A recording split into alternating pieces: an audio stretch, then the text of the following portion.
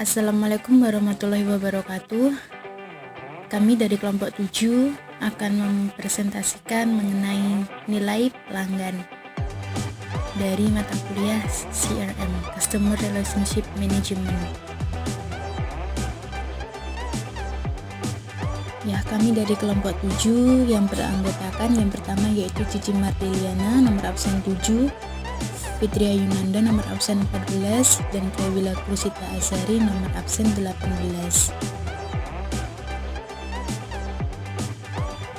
Untuk yang pertama adalah pengertian nilai.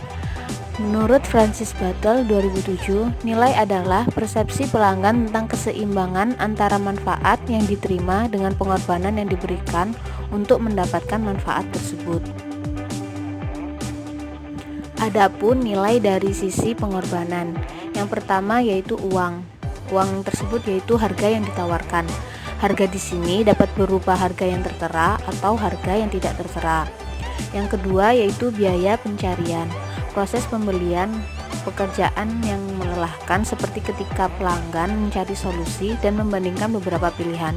Waktu yang dibutuhkan pembeli tersebut dapat memunculkan biaya. Yang ketiga yaitu biaya fisik.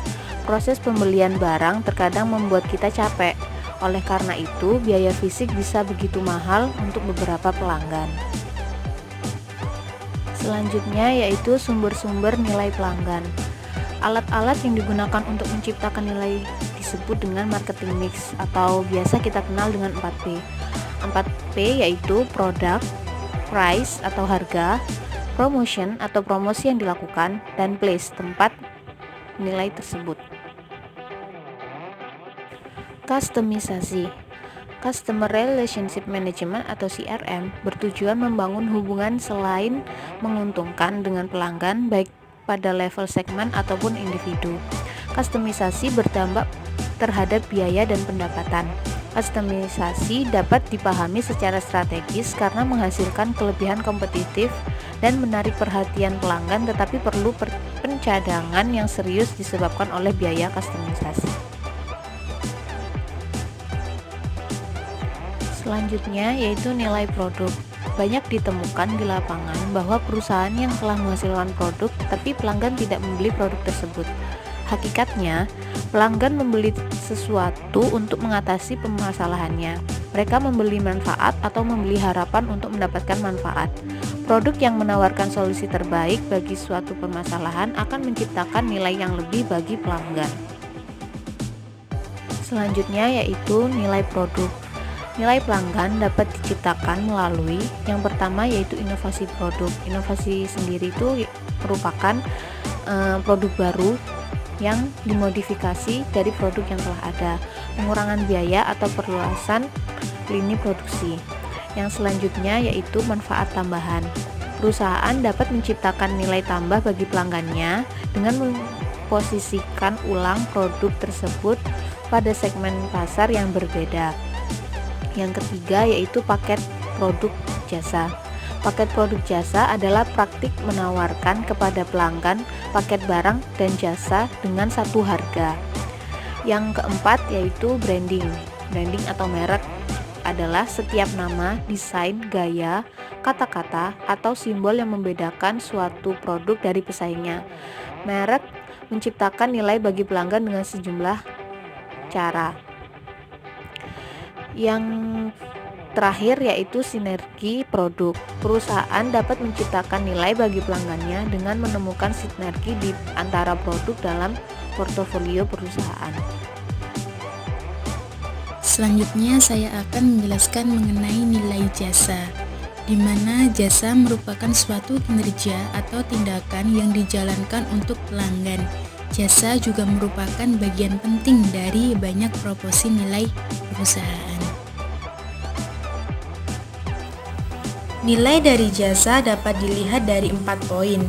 Poin yang pertama yaitu kualitas layanan.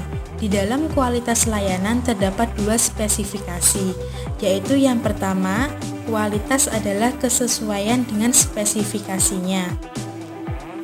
Sesuai dengan spesifikasi bisa berarti menerbitkan invoice yang bebas kesalahan, pengiriman secara tepat waktu, secara lengkap sesuai dengan yang dijanjikan kepada pelanggan dan memberikan tanggapan awal terhadap keluhan pelanggan dalam waktu 24 jam.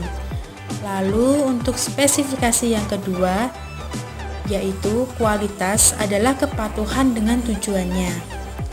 Kepatuhan dengan tujuan bisa berarti memungkinkan pelanggan untuk memilih saluran komunikasi yang disukai, misalnya seperti telepon, email, ataupun layanan pos. Lalu untuk poin yang kedua yaitu jaminan layanan. Jaminan layanan merupakan janji yang secara nyata kepada pelanggan bahwa tingkat layanan tertentu akan diberikan.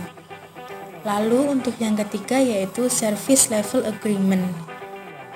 Di dalam Service Level Agreement bertujuan menentukan tanggung jawab bersama baik dari pihak pelanggan maupun supplier terhadap layanan yang diberikan.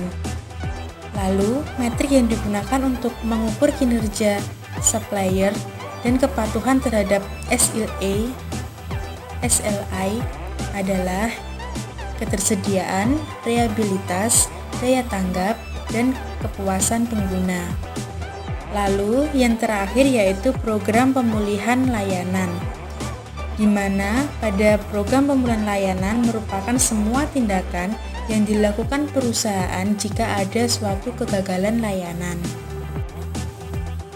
Jadi di sini apabila ketika perusahaan menyelesaikan permasalahan dengan cepat dan efektif, maka akan ada konsekuensi positif terhadap kepuasan pelanggan dan penguasaan pelanggan.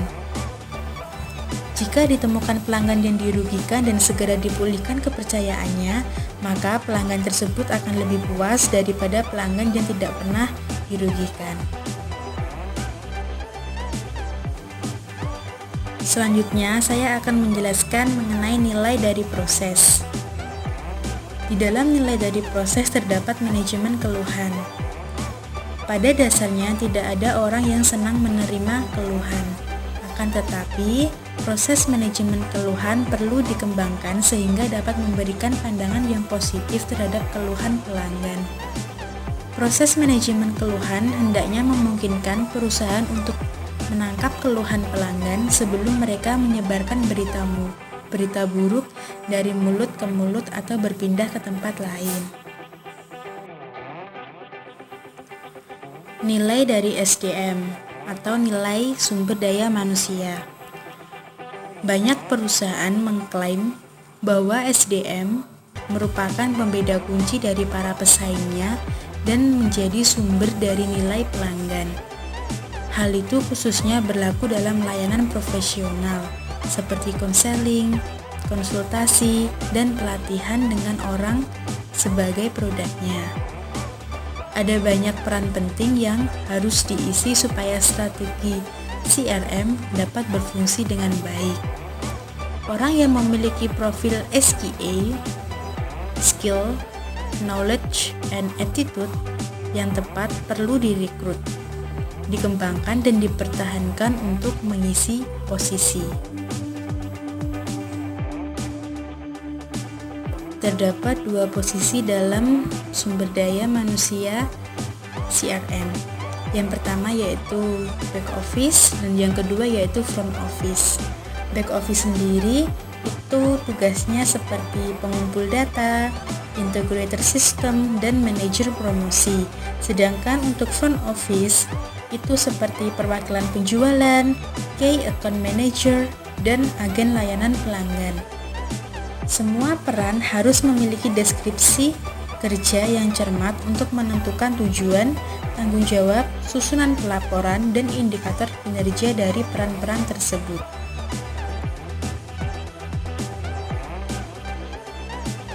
Kemudian saya Krewila Kristasari. Saya di sini akan melanjutkan presentasi yaitu nilai dari bukti fisik. Beberapa perusahaan menciptakan nilai untuk pelanggan dengan mengelola bukti fisik, di mana bukti fisik dapat didefinisikan sebagai fasilitas, perlengkapan, dan bahan-bahan yang tidak nyata atau dominan yang digunakan perusahaan untuk menyampaikan nilai kepada pelanggan. Kemudian, bukti fisik termasuk bangunan perusahaan dan lingkungan internal serta eksternalnya, materi cetakan, website, seragam perusahaan, dan kendaraan perusahaan. Kemudian ada nilai dari komunikasi pelanggan. Perusahaan mulai berpikir tentang bagaimana membangun komunikasi secara multilateral seperti perusahaan dengan pelanggan, pelanggan dengan perusahaan, bahkan pelanggan dengan pelanggan. Pelanggan saat ini dapat berkomunikasi dengan perusahaan melalui email, website, telepon, ruang chat, pusat hubungan, atau biasa yang disebut call center, dan lain sebagainya. Nah, di sini ada 3 proses yang dapat meningkatkan kekuatan komunikasi untuk menciptakan nilai bagi pelanggan, yaitu yang pertama adalah disintermediasi. Disintermediasi adalah komunikasi langsung kepada pelanggan, seperti contohnya direct to customer, langsung kepada pelanggan, termasuk email, direct mail, dan telepon seluler. Perusahaan saat ini mampu memberikan pesan secara langsung kepada pelanggan secara mudah. Kemudian yang kedua adalah personalisasi. Personalisasi adalah data catatan pembeli untuk membuat penawaran yang dipenuhi dengan tingkat tanggapan dan tingkat konversi yang lebih tinggi daripada surat menyurat secara konvensional. Yang ketiga adalah interaktivitas, yaitu mengetahui siapa yang terlibat dalam keputusan pembelian, informasi apa saja yang mereka perlukan, dan di mana mereka ingin serta berharap untuk mendapatkan informasi tersebut. Nilai dari saluran. Perusahaan berusaha memberikan produk dan jasa kepada pelanggan sesuai keinginan pelanggan. Perusahaan barang konsumsi biasanya membangun saluran dengan memanfaatkan perantara seperti pedagang grosir dan retailer. Sedangkan perusahaan bisnis dengan model bisnis B2B seringkali menjual secara langsung atau menggunakan distributor industri. Kemudian lokasi yang dipilih penyedia layanan dapat sangat strategis atau tidak sesuai dengan kriteria nilai bagi pelanggan.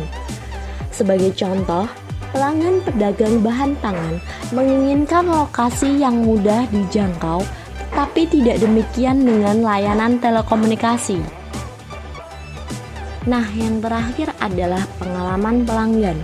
Pengalaman pelanggan merupakan pendorong utama komunikasi dari mulut ke mulut. Meningkatkan pengalaman pelanggan dapat memberikan 2 manfaat, yaitu yang pertama adalah mengurangi komunikasi dari mulut ke mulut yang negatif dan meningkatkan komunikasi dari mulut ke mulut yang bersifat positif. Kemudian untuk meningkatkan pengalaman pelanggan, pertama-tama perlu memahami pengalaman tersebut. Perusahaan memiliki sejumlah alat untuk menambah wawasan tentang pengalaman pelanggan.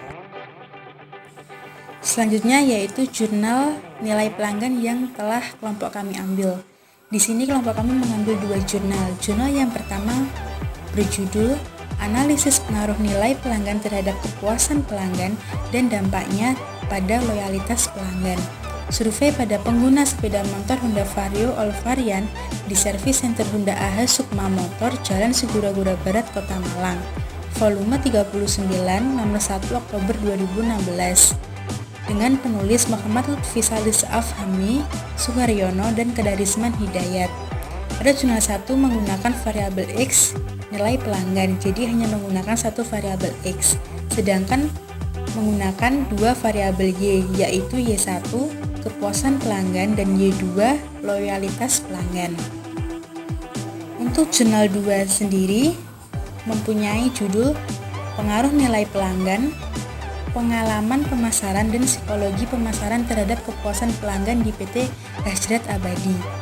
Volume 6, nomor 4 September 2018. Dengan penulis Jili C. Panambunan, William C.F.A. Tumbuhan, dan Bode Lumanau. Pada jurnal 2 menggunakan variabel X 3, yaitu X1 nilai pelanggan, X2 pengalaman pemasaran, dan X3 psikologi pemasaran. Dan menggunakan satu variabel Y, yaitu kepuasan pelanggan. Selanjutnya yaitu mengenai indikator nilai pelanggan.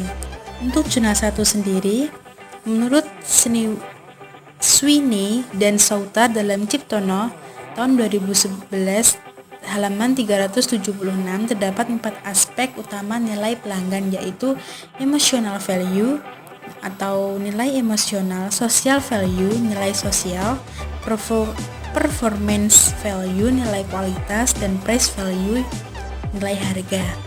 Dalam jurnal 2 hanya dijelaskan bahwa menurut Kotler dan Armstrong tahun 2001 nilai pelanggan adalah selisih nilai yang dinikmati pelanggan dengan biaya atau pengorbanan yang dikeluarkan untuk itu.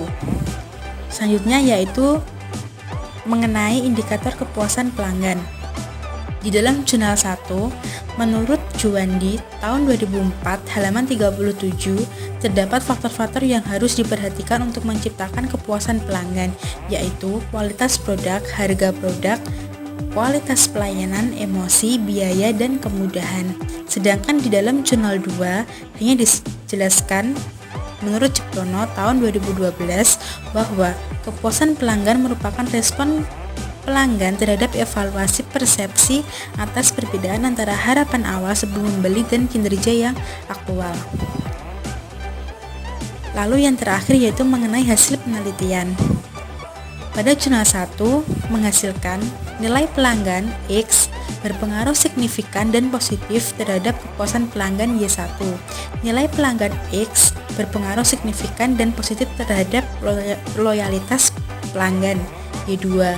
Kepuasan pelanggan Y1 berpengaruh positif dan signifikan terhadap loyalitas pelanggan Y2. Sedangkan untuk jurnal yang kedua menunjukkan bahwa secara parsial nilai pelanggan, pengalaman pemasaran, dan psikologi pemasaran berpengaruh positif dan signifikan terhadap kepuasan pelanggan. Pada saat ini, jasa ekspedisi sangat ramai digunakan oleh masyarakat, terutama untuk konsumen pada online shop. Ada beberapa ekspedisi yang sangat dipercayai oleh pelanggan. Di sini, JNT memberikan pelayanan yaitu dapat menjemput paket di tempat pelanggannya langsung dan memberikan pelayanan yang cepat tanpa minimum pengiriman dengan berbasis teknologi. Hal yang dilakukan JNT tersebut untuk menambah nilai pelanggan mengenai jasa yang ditawarkannya.